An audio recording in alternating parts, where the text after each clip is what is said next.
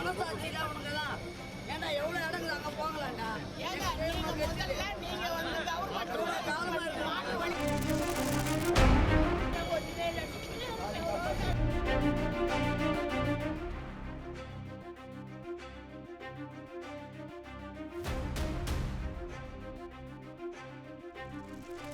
Metro rail பணிக்காக ராயப்பேட்டையில் 250 ஆண்டுகள் பழமை வாய்ந்த அறநிலைத்துறை கட்டுப்பாட்டின் கீழ் இயங்கும் துர்க்கை அம்மன் கோவில் ராஜகோபுரத்தை இடிக்க மெட்ரோ ரயில் நிர்வாகம் நடவடிக்கை எடுத்துள்ளது.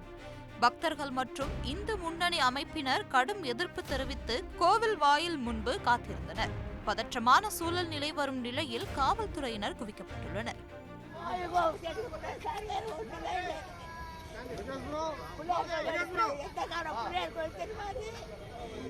கல்யாணம் வராது முடிஞ்சு அந்த கோயில 60 வருஷம் ஆகுது கல்யாணம்.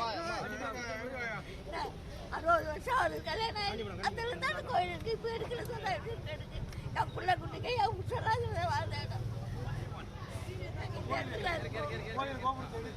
எடுக்கூடாது சார்.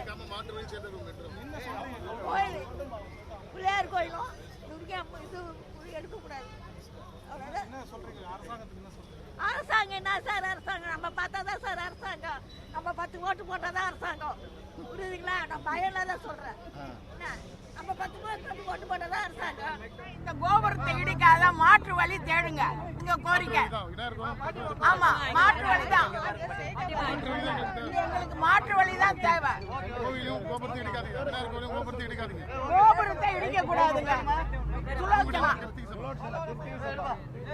மாற்று வழி தேவை. அதை விட்டுட்டு நீங்க என்ன பேசினாலும் நடக்காதுங்க.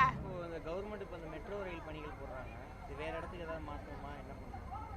அது அவங்க தான் எனக்கு தெரியலீங்களா அதை பற்றி பண்ணால் நல்லா இருக்கும். அம்மாவும் இந்த கோபுரம் போகக்கூடாதுங்க. ஏன்னா கோபுரம் அது எவ்வளோ பேர் கஷ்டங்களாக இருக்குது. இப்போ நான் கூட 10 ரூபா கொடுத்துருப்பேங்க. அது எவ்வளோ பேரெல்லாம் அந்த பைசா போட்டு அந்த கோபுரத்தை கட்டினாங்க. அவங்க மனசு அதை இடிச்சிட்டா எவ்வளோ கஷ்டம்னு தெரியும், உங்களுக்கு தெரியும். அதனால அந்த கோபுரம் ஒண்டி இருந்தால் ரொம்ப சந்தோஷம். வேற ஒரு பேருமா.